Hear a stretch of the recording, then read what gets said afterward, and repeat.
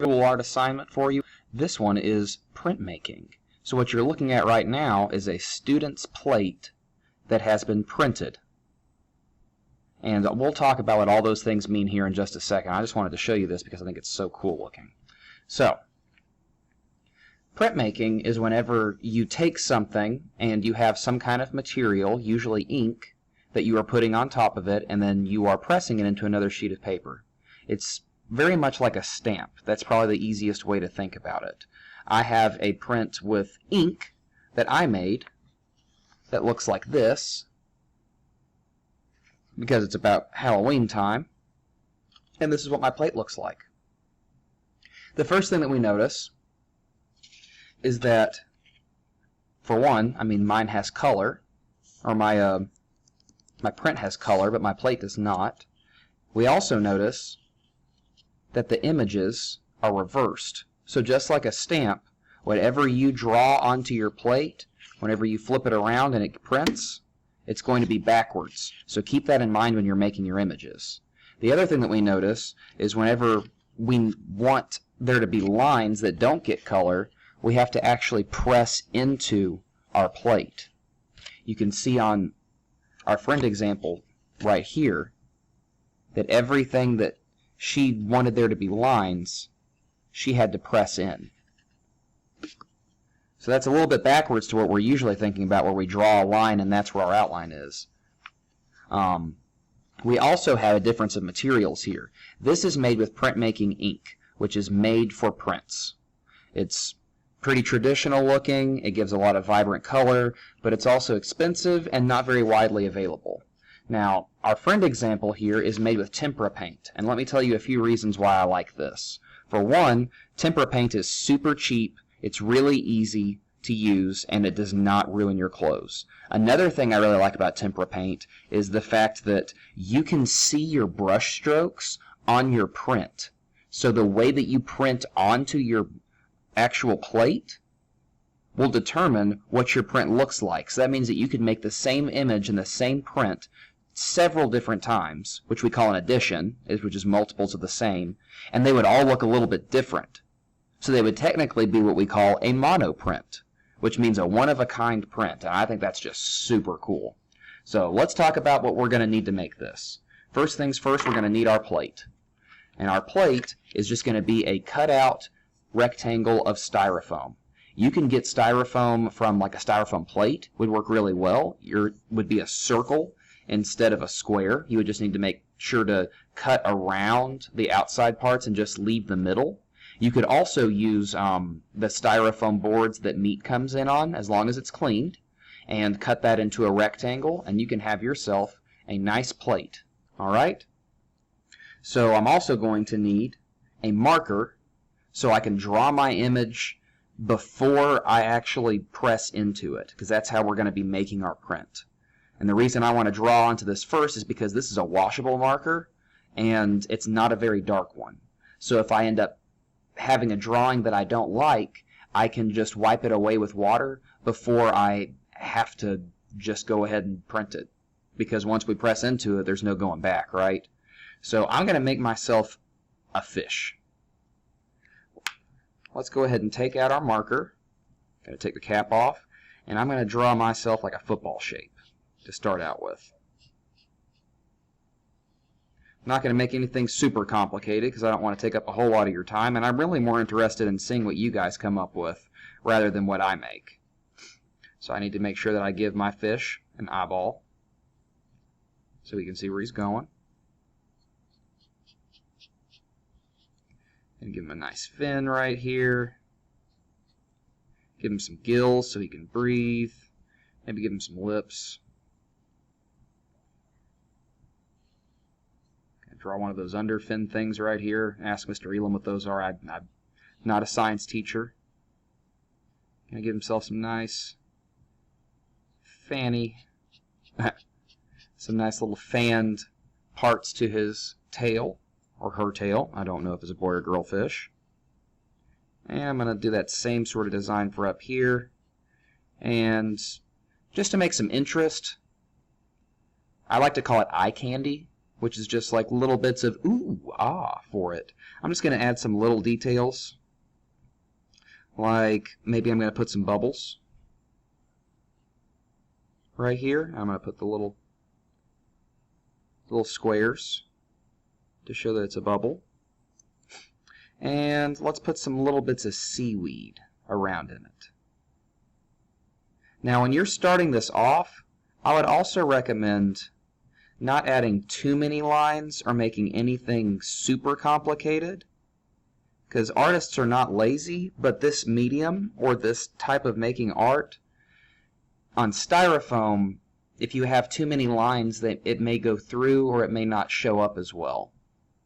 So when we're starting out, let's go for simple first, and then once we know that we can do more, then we can make it more complicated. So let's give him a little eyebrow, and I'm thinking that that'll be enough, and we'll have the print be something simple and let the paint do the cool stuff. Okay, so whenever I'm happy with my image, I'm going to take my pencil, which is kind of dull because I don't want to poke through the Styrofoam, and I'm going to trace what I drew. So I'm going to turn my plate. I'm just going to start somewhere, and I'm going to carefully trace the lines that I drew. And you can already see that it's pressing in, and whenever I'm tracing this, I'm adding a little bit of pressure.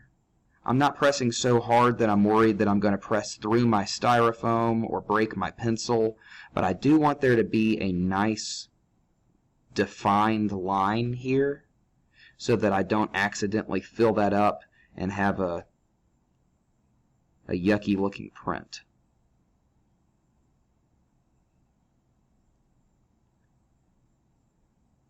So I'm sorry if this part seems a little bit boring for you guys. Whenever you're doing it, I think you'll find that it's actually pretty calming.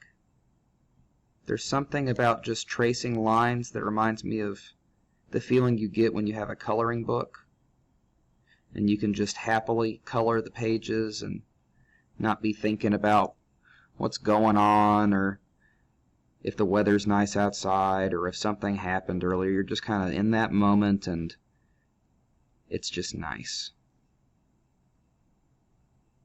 Alright, so I might go outside my lines a little bit, but that's okay. And anything that we want to get no color at all, we want to press all the way down. So I don't want the white part of my fish's eye to get any color in it. So I'm going to have to go over that whole thing. And whenever we look at it right now, it might look backwards. But whenever we print it, hopefully, if all goes according to plan, it'll look more like a normal eye than it would have. So get the lips, get the bubbles, and I'm going to do the same thing with the bubble.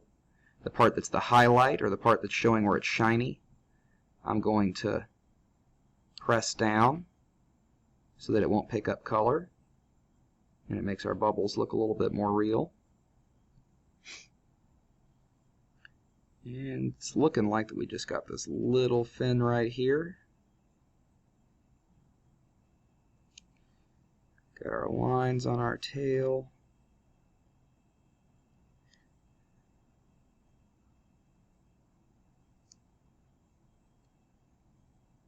Here we go. And now we just got our seaweed.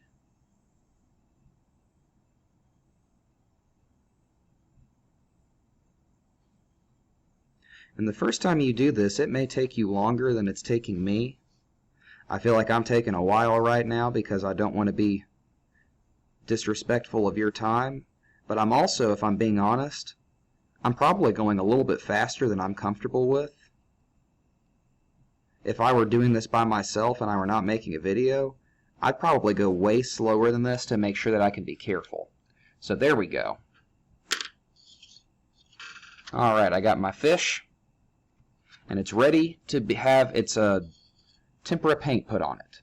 So I'm going to get my tempera paint, I'm going to dip my brush in, and you can do whatever sort of pattern you want to with this.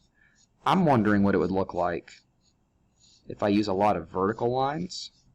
You may notice that I'm not holding my brush the way that I would normally hold a brush, because I'm really not worried about being too detailed.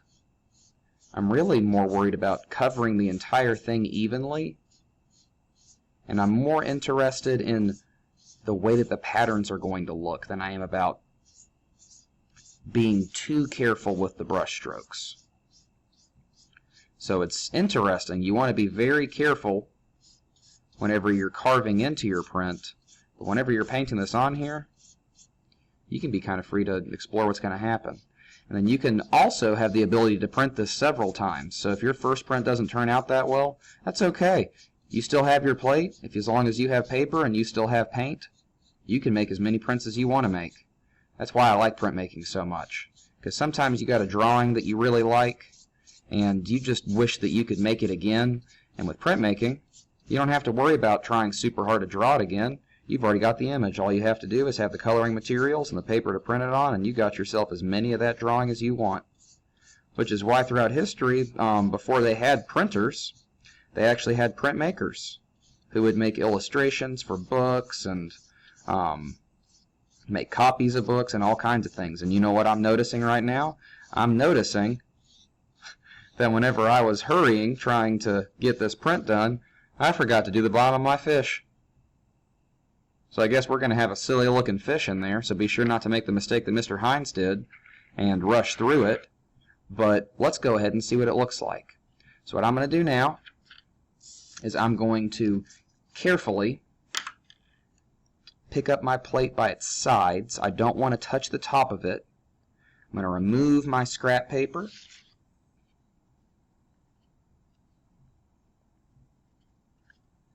I'm going to get myself a clean sheet of copy paper. I'm going to take my plate, I'm going to turn it around, and I'm going to set it down. And wherever you set it, guys, that's where it's got to go. Because if you were to pick it up and try to move it around, you would get something that we call misregistration, which basically just means that you have, instead of one good-looking image, you have two kind of images that both look bad. And that's just not a good time for anybody, is it? So I'm going to take my fingers and I'm going to be pressing this down, and then very carefully I'm going to use one of my hands to press down a little bit on top of my plate, and my other hand I'm taking my paper and I'm very gently moving it to the side of my table, and I'm going to flip it upside down like this, and then I'm going to take that spoon that I showed you earlier and I am going to rub over my plate really good. Just want to make sure I get some nice even spreads. Just press down and get all that paint in there. And then it's time for the grand reveal. I hope this turns out, aside from that line I missed. Let's flip it upside down.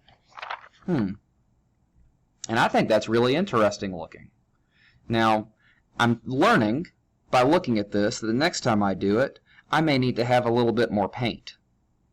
But that's the cool thing, is you can't always control how it's going to look, but you get something interesting whenever you're done with it.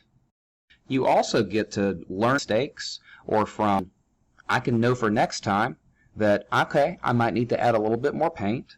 I might need to go back with my pencil and go over this line that I had missed. And then I can just keep on practicing, and before you know it, I get better at it. And then once I've left this piece alone for a while, if I wasn't happy with it, then maybe in a day, I look back at it with a new set of eyes, and I'm like, you know what, that's actually a really cool piece of artwork. It's not what I intended, and it's not what I hoped for, but it's good the way it is. Alright, boys and girls, I hope you have a great rest of your day. I hope that you can make some cool prints, and if you do, I'd love for you to have a grown-up help you take a picture of it and send me that file, please. Alright, guys, I will see you later.